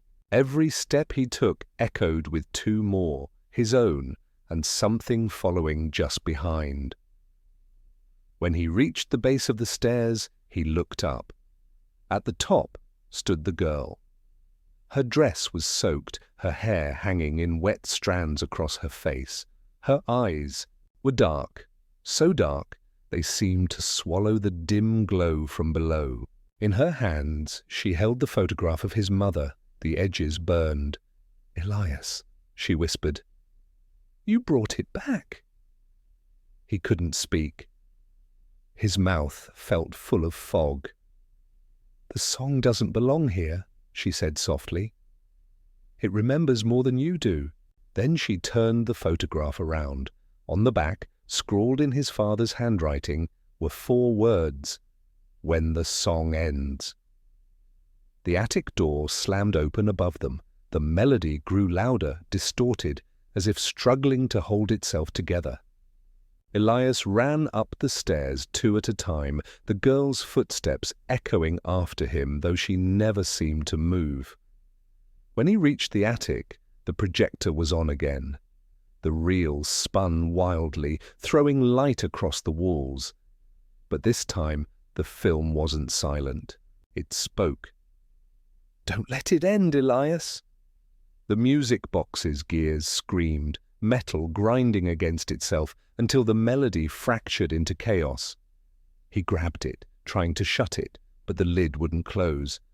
The reflection on the attic window shifted, not his face anymore, but his father's, mouth moving, eyes hollow. Then the whisper returned, surrounding him from every direction.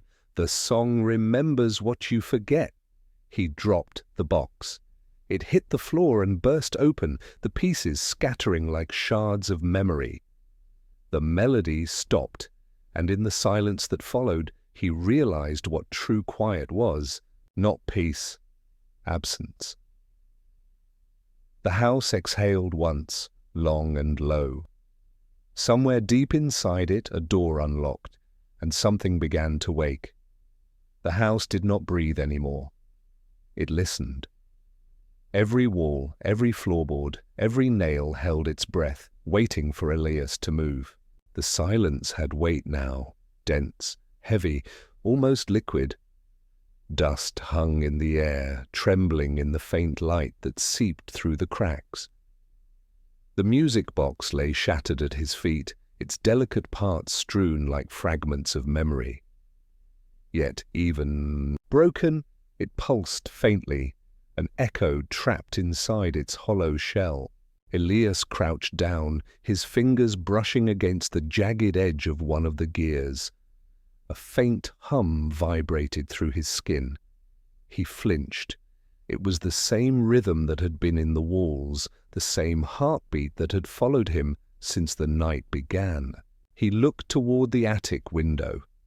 The world outside was gone, swallowed by a pale, colorless mist that pressed against the glass as if it were alive. The horizon no longer existed. Only the house remained, suspended in something that felt like the space between sleep and waking. "Father," Elias whispered. His voice was thin, a single thread trying not to break. What did you bring here? No answer came, but he could feel it, the same presence that had been growing since he found the recordings. The one that spoke through the music, through the mirrors, through the dark. It wasn't haunting the house. It was the house. The projector flickered again. Elias turned sharply, though he hadn't touched it. The film rolled by itself, the reel spinning faster and faster until the images blurred. A faint light filled the attic, painting everything in trembling silver. The screen showed a familiar room, the study downstairs. Only this time it was clean, untouched, alive.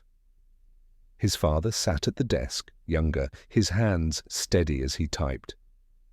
Elias could hear the rhythmic clack of the typewriter through the static.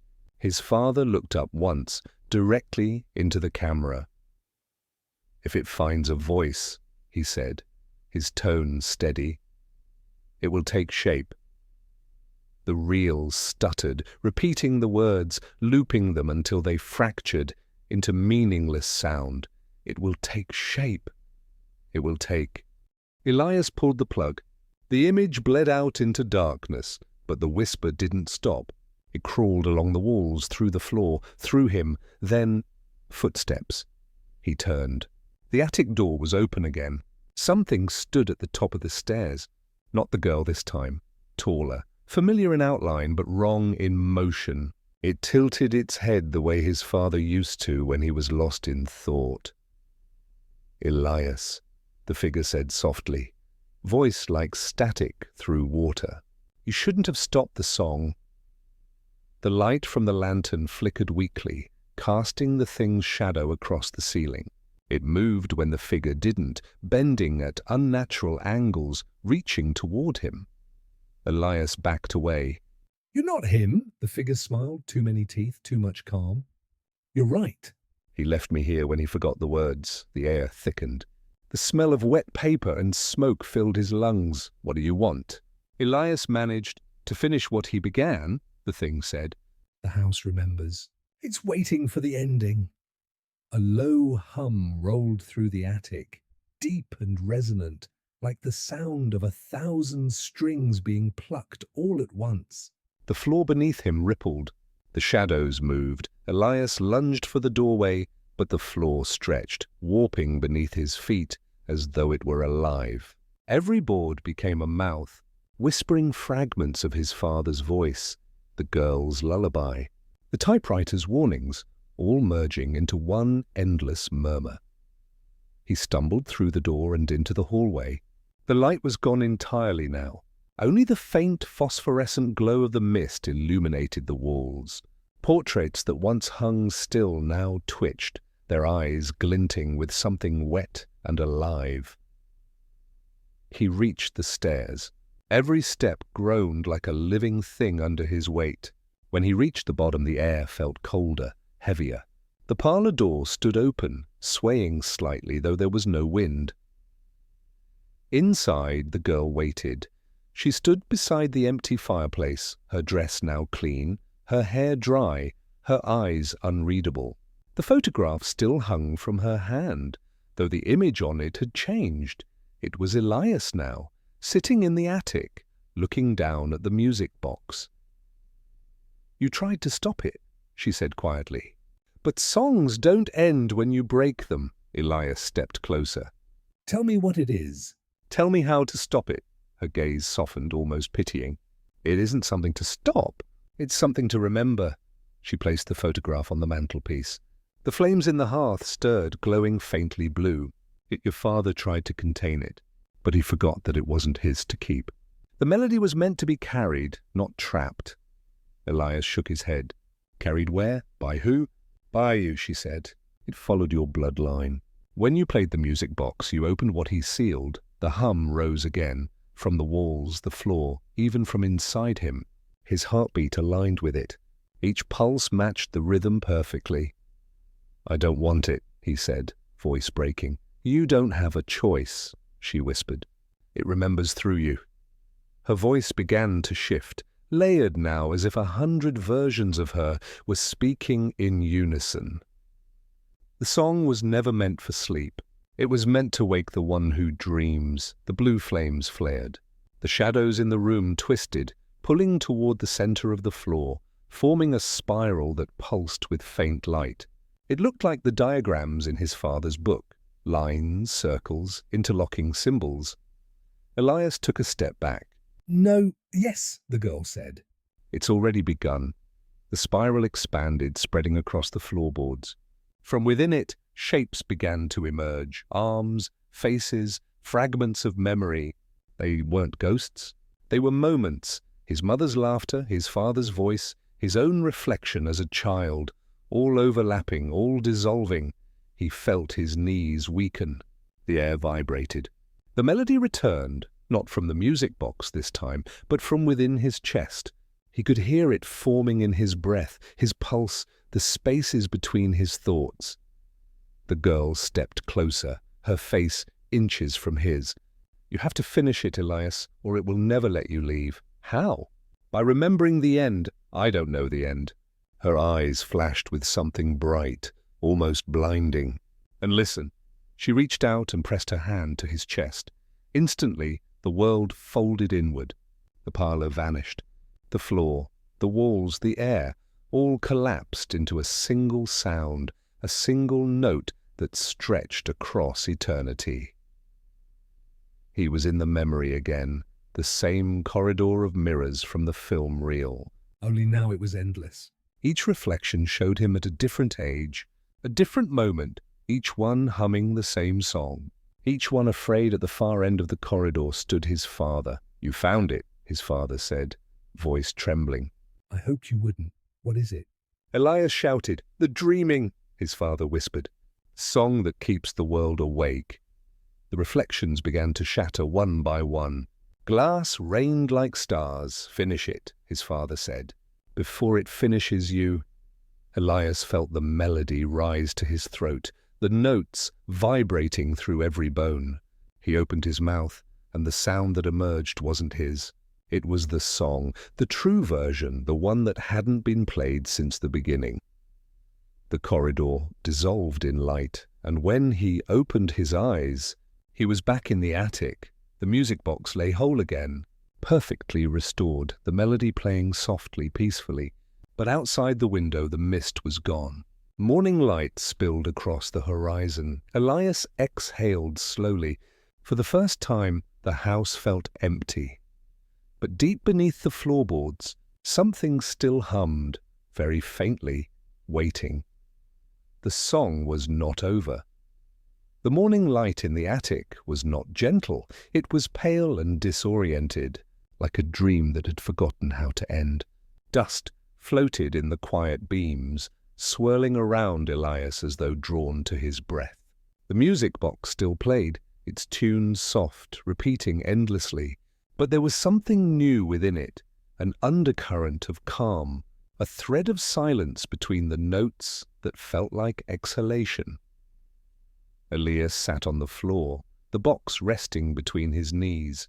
His hands trembled faintly, not from fear, but from the ache that comes after release. Everything around him seemed slower now.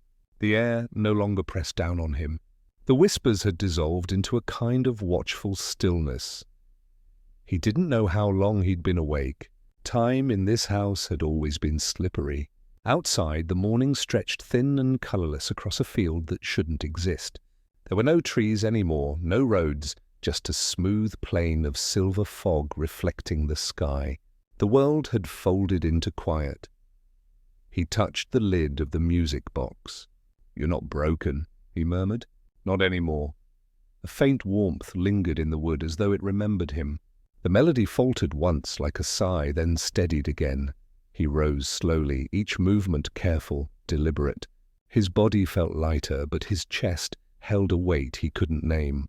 He crossed the room, stepping over the old film reels, the fallen books, the ghost of his father's voice that still lingered faintly in the walls. When he reached the window, he paused. The horizon shimmered like liquid glass. There was something out there, a faint shape walking through the fog. For a moment it looked like the girl. Elias pressed a hand against the glass. "You're still here." Her silhouette stopped, turning slightly. The distance between them seemed irrelevant. She looked as though she could hear him. The faintest hint of a smile moved across her face before she dissolved into the mist, becoming one with the air. He closed his eyes and listened. The world was humming again, but softly now, no longer demanding, no longer strange. The melody had settled into him, patient and slow, like a second pulse. Downstairs, something shifted. A creak, a sigh, the faint clink of porcelain. Elias turned and followed the sound, careful with every step. The hallway seemed longer than before, the light stretched in delicate ribbons across the walls. When he reached the bottom of the stairs, the scent of coffee drifted faintly from the kitchen. It was almost absurd, too normal, too human. He walked in, half expecting emptiness, but the kettle was steaming on the stove. 2 cups sat waiting on the counter, one chipped, one clean. "Steam curled lazily from both, father?" he whispered. The room gave no reply, but a figure sat at the table, its face hidden behind the glow of morning light.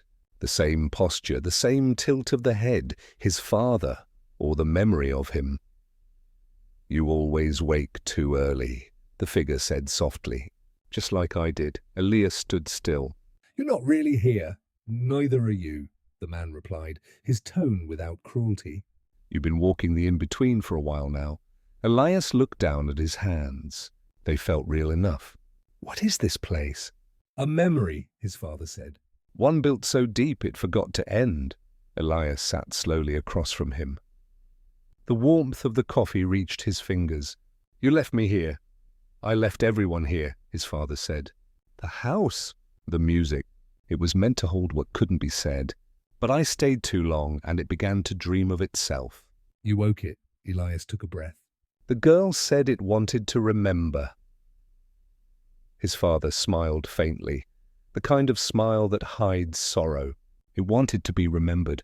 There's a difference. Outside, the fog began to thin, revealing distant shapes, broken fences, a road that led nowhere, a faint trace of sunlight over what might once have been a garden. Elias watched the light change. "Is it over?" "That depends," his father said. "Do you still hear the song?" Elias listened. The melody was there, faint, buried under the sounds of breath and kettle and light. "Yes." "Then it isn't over," his father murmured. "But that's not a curse, Elias. It's the echo of care. It means the house still loves what was lost." Elias stared at him, words failing. For the first time his father looked fragile, transparent around the edges, as if the light was peeling him away. "I kept trying to fix it," his father continued. "Every broken note, every false memory. I thought if I just wrote it right, I could make the pain into something beautiful." "But pain doesn't want to be fixed." "It wants to be felt." Elias's throat tightened. "You made me part of it." "I had to," his father said softly. "You were the only one who could carry it without breaking." "I almost did." His father reached across the table. Hand hovering just above Elias's. "But you didn't, for a moment."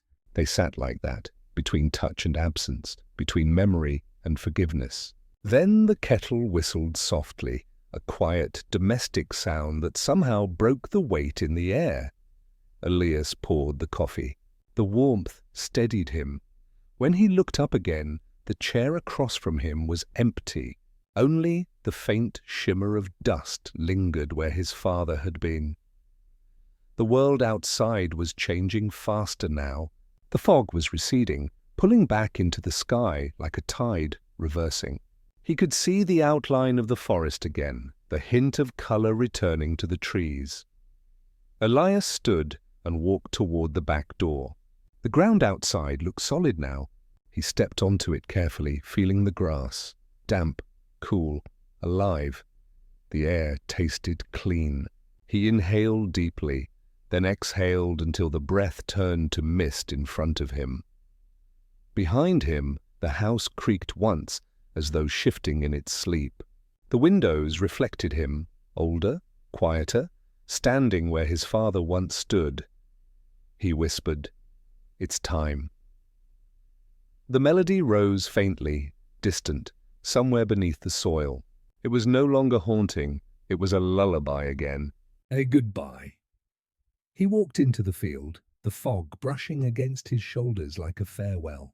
The light grew warmer with each step until he couldn't tell where the air ended and his breath began. In that brightness he heard voices, not words, just tones. His mother's laughter, the girl's hum, his father's quiet typing. Each sound folded into the next, forming something too vast to name. He looked up.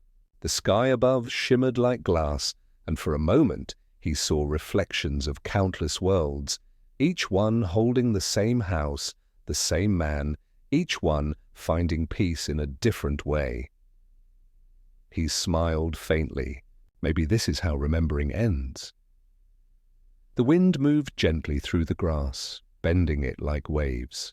The music box's tune drifted behind him, slower now, softer, fading with every breath.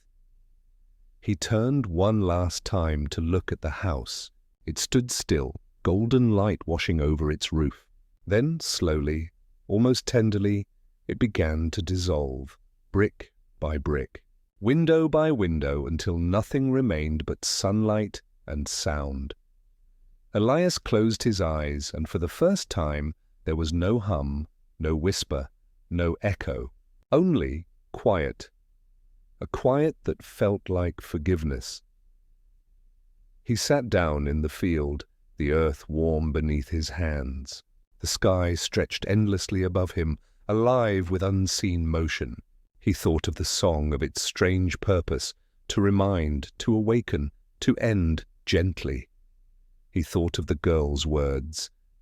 "It remembers through you." And maybe she had been right.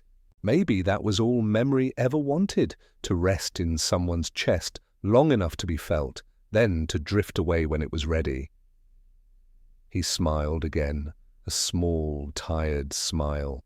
"Thank you," he whispered, to his father, to the girl. To the silence. The light deepened around him, folding him into its warmth, and somewhere beneath that endless sky, the final note of the song lingered, soft, fragile, infinite. Then it, too, faded. Evening settled like a sigh over the field. The world was softer now, edges blurred by the warmth of the fading sun. Elias sat where the house had once stood, his fingers tracing the air where the front steps should have been. The earth beneath him still hummed faintly, a heartbeat buried deep within the soil. It wasn't haunting anymore, it was breathing. The grass swayed gently, whispering against his coat. A breeze drifted through, carrying with it the faint scent of old paper and smoke, the ghost of coffee, the memory of song. He closed his eyes and let it move through him. Somewhere, far off, a bird called once, low and slow, as if echoing the rhythm of his thoughts. He wondered, briefly, if the girl was still somewhere within the mist, watching. He wondered if his father's voice still traveled through the cracks between dreams. But he didn't need answers anymore. The questions had lost their urgency, worn down into a kind of quiet knowing. The melody had taught him that not everything was meant to resolve. Some notes were meant to linger. As the light thinned, he noticed something new. Where the garden once grew wild and tangled, small glimmers now pulsed beneath the grass. He rose and stepped toward them. They were flowers, pale and delicate, their petals almost translucent. Each one gave off a faint blue glow, as if lit from within by a memory.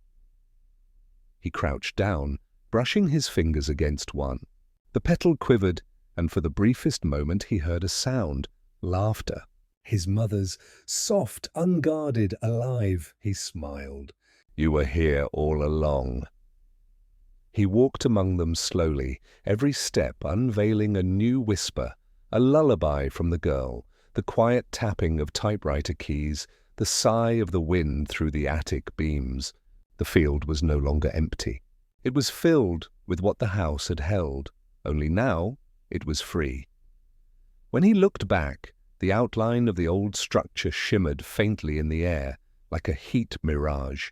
He could almost see it breathing again, but this time it wasn't a prison of memory. It was a vessel dissolving into peace. He sat again, knees drawn to his chest, and let his gaze drift upward.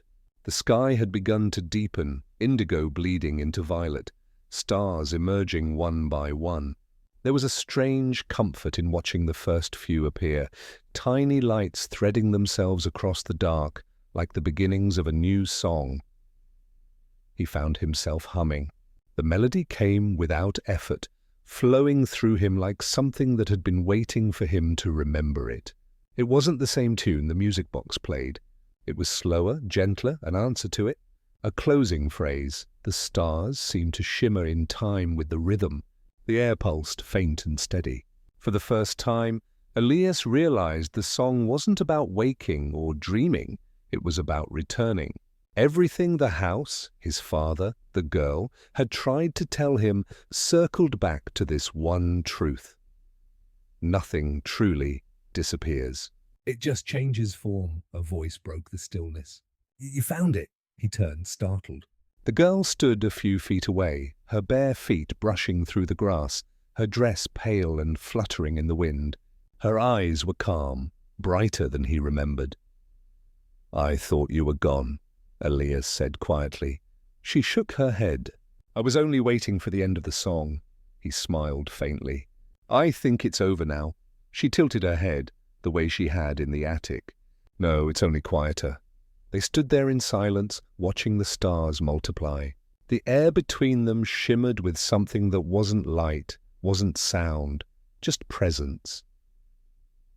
"You carried it well," she said softly. Better than he did. Elias looked down. "He meant well. He just didn't know how to let go." "Most don't," she replied.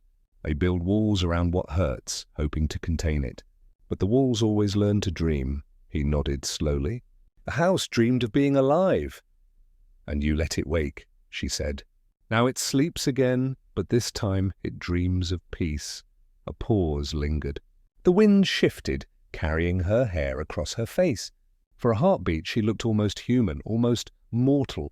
"What happens now?" Elias asked. "You walk," she said. "The song will follow, but it won't hold you anymore." "It will guide you." He looked toward the horizon. The mist had thinned entirely, revealing a narrow path winding through the distant hills. It shimmered faintly as though made of light. "Will I see you again?" he asked. Her eyes softened. "You'll hear me." "When you forget the words." He wanted to say more, to thank her, to ask her name. But the wind rose gently, and with it she began to fade, scattering like the petals of the glowing flowers around them. Her voice lingered as a whisper. "Keep humming." He stood there for a long while, the quiet stretching like an ocean. Then slowly he began to walk. Each step felt both heavy and light, as though he was learning the rhythm of the world again. The earth beneath him was firm, the air clean. The path led through what once had been shadow, now transformed into a soft glow. He hummed the melody under his breath. The sound blended with the wind, with the faint rustle of grass, with the pulse of stars above.